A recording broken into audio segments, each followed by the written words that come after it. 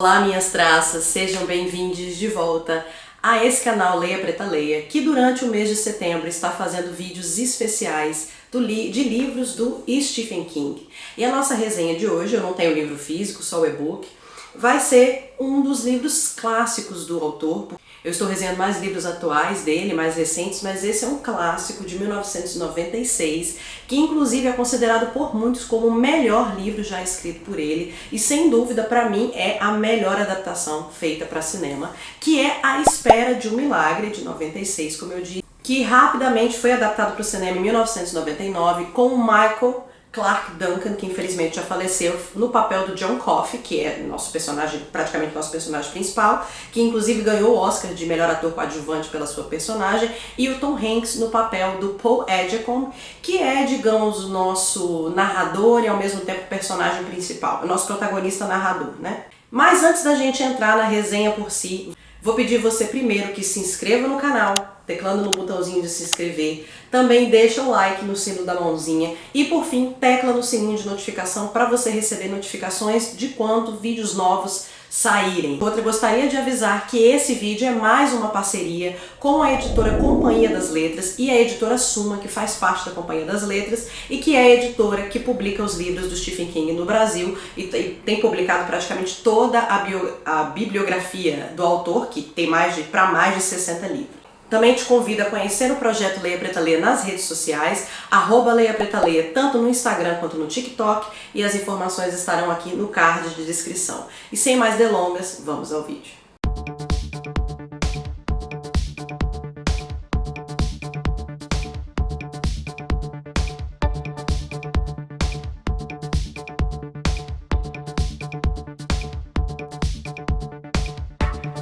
Diferentemente de muitos dos livros do autor, A Espera de um Milagre é uma história de época, é uma história, um romance de época com mistério, um romance policial e etc.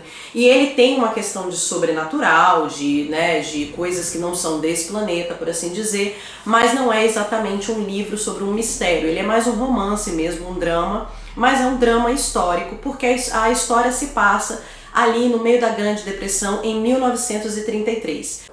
Então, em 1933, a gente tem a nossa personagem principal, que é o Paul Edgecombe.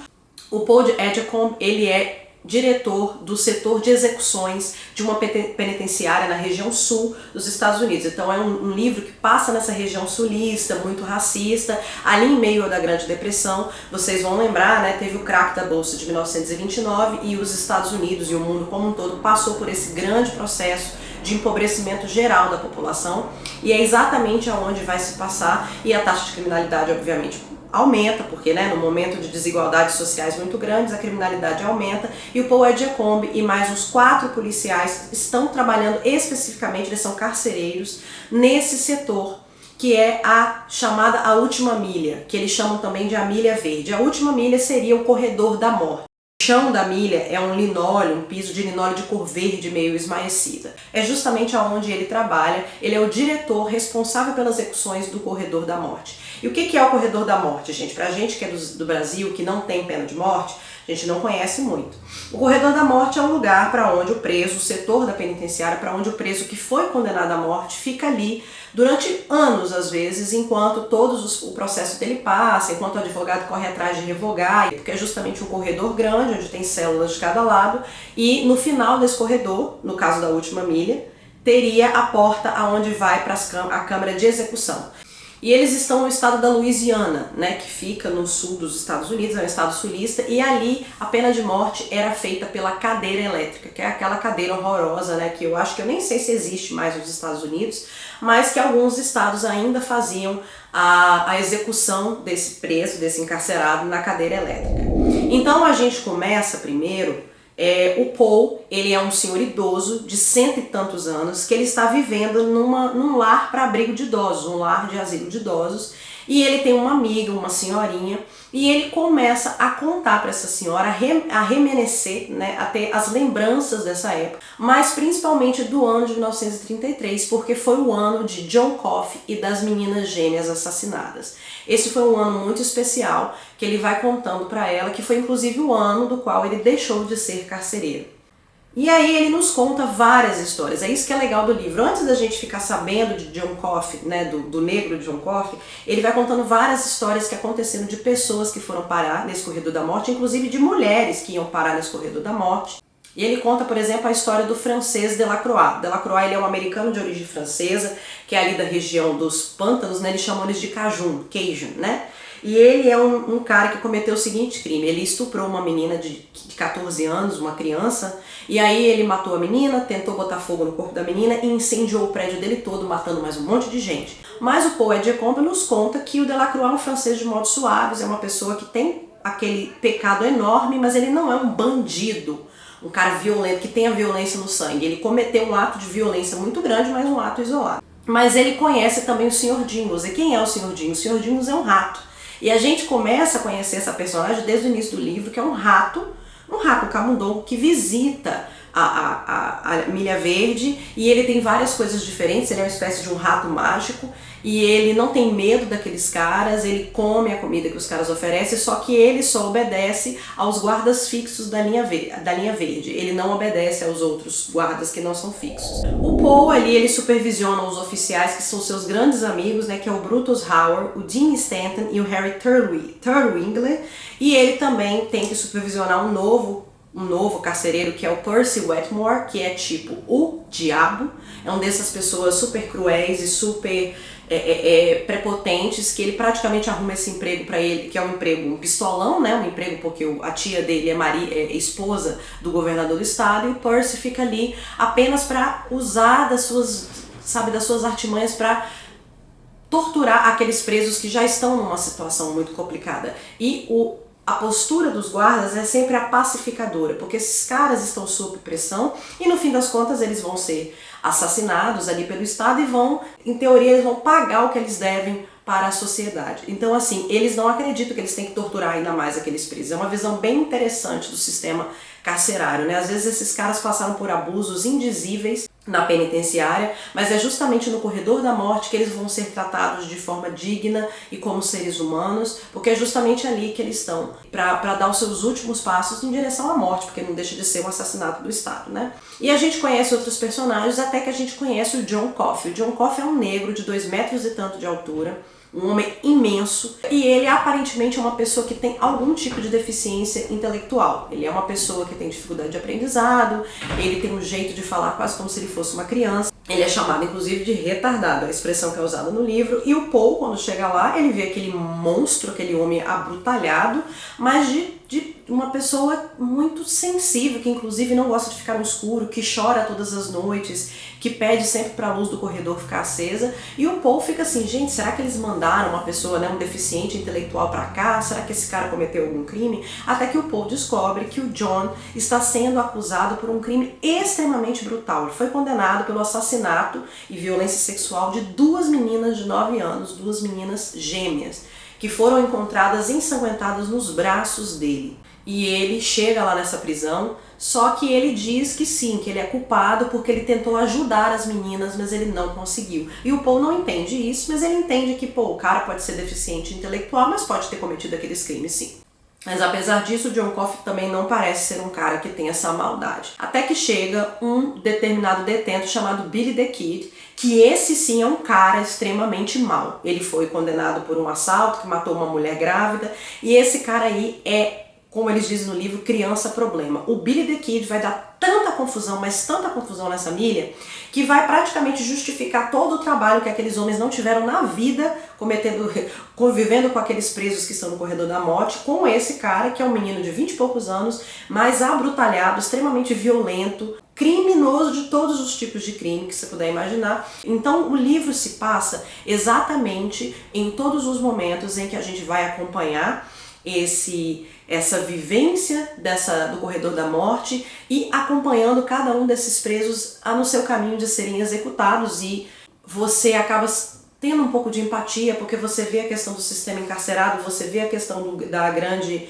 depressão, como muitas vezes vai transformar pessoas boas, pessoas normais em assassinas, mas você também vê que tem pessoas que têm isso dentro delas e que elas são realmente pessoas problemáticas. E que também essa coisa muito, que eu considero muito injusta e muito não que não faz sentido para mim o Estado, a pena de morte, porque eu não acho que isso resolve nada. Mas ao mesmo tempo a gente vai ver execuções, porque o livro passa muito dessas execuções, e como que as pessoas que foram vítimas desses criminosos, ou parentes das vítimas dos criminosos, fazem questão de ir lá assistir como se aquilo resolvesse alguma coisa.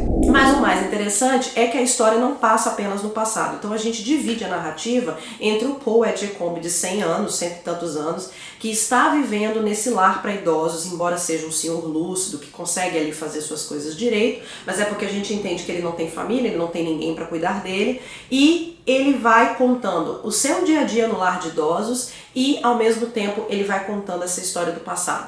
O Paul novamente passa a conviver com outro Percy Wetmore, só que na pele de um enfermeiro, que é essa mesma pessoa, uma pessoa cruel, uma pessoa sociopata, que só arruma esse tipo de emprego para tentar executar suas pequenas torturas, suas maracutaias, para maltratar as pessoas mesmo. Mas aí você vê, são duas situações diferentes. O Percy Wetmore, o Paul, ele era superior e ele era um homem adulto e ele não era um homem vulnerável, então ele ficava com medo do Percy criar uma confusão muito grande, mas ele não tinha medo do Percy. Só que agora esse novo enfermeiro, o Paul tem muito medo, porque ele é um senhor idoso numa situação extremamente vulnerável. E é uma coisa muito legal, porque eu gosto muito quando o Stephen King escreve tanto do ponto de vista de crianças, como ele escreve do ponto de vista de idosos, de mulheres, de cachorros, do ponto de vista de todo mundo, mas basicamente essa história como um todo, ela vai ser escrita sempre do ponto de vista do Paul, só que do Paul de 44 anos, de 1932, e o Paul de cento e tantos anos agora, de 1996. Então eu acho que é um livro que tem todas as razões para vocês lerem, é uma narrativa incrível, ele é um drama policial, então é bastante diferente do tipo de livro que a gente acostuma ler com o Stephen King. Ele tem uma questão sobrenatural porque o John Coffey, ele tem alguma coisa mágica, um determinado poder de cura, ele meio que vê o futuro, alguma coisa assim, sabe? Ele tem um tipo de mediunidade, mas ele é mais focado no drama, nessa convivência dos carcereiros com os encarcerados, e ao mesmo tempo um livro engraçado, porque o Stephen King sempre consegue colocar muito humor. Então tem todas as razões para, obviamente, as pessoas concordarem aí em várias eleições na internet que A Espera de um Milagre provavelmente é o melhor livro já escrito por Stephen King. Está entre os melhores, sem dúvida, e está entre os meus favoritos, embora não seja o meu livro favorito. Mas sem dúvida é um dos meus filmes favoritos e eu super recomendo que vocês assistam, porque segundo o autor, esse filme e o filme Conta Comigo são dois filmes que pareceram muito com o livro que foi escrito. Pois é, pessoal, esse foi o nosso vídeo de hoje. Gostaria de avisar que nessa quinta-feira vai ter um vídeo extra em homenagem ao aniversário do autor, que vai ser na quarta-feira, no dia 21. Mais uma vez, venho aqui para te convidar para participar do nosso clube de leitura A Grande Irmã. Se você não sabe, eu tenho um clube de leitura coletiva que todos os domingos a gente está lendo livros de ficção científica escrita por mulheres e a gente está lendo esses livros juntos. Então é um lugar, um espaço assim que você tira uma hora para sua semana para você se dedicar a essa leitura, e nós estamos lendo o livro Bint, uma trilogia da autora nigeriana Nnedi Okorafor. Então é um clube de leitura especificamente voltado para ficção científica. E esse clube também tem o podcast A Grande Irmã, que é voltado para o universo da literatura e da fantasia. O link vai estar aqui, e também o Instagram @agrandeirmã, onde tem conteúdos específicos do clube, do podcast e de ficção científica. Mais uma vez, convido você para me seguir nas redes sociais, tanto no TikTok quanto no Instagram, é @leiapretaleia, o link vai estar aqui. Se você tiver interesse em comprar A Espera de um Milagre para você ler, vou colocar o link aqui da Amazon para você comprar e poder gostar poder apreciar essa história que eu acho fundamental para quem gosta de Stephen King.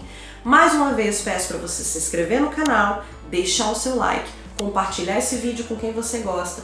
E era isso, pessoal. Fico por aqui, beijos e até a próxima quinta-feira.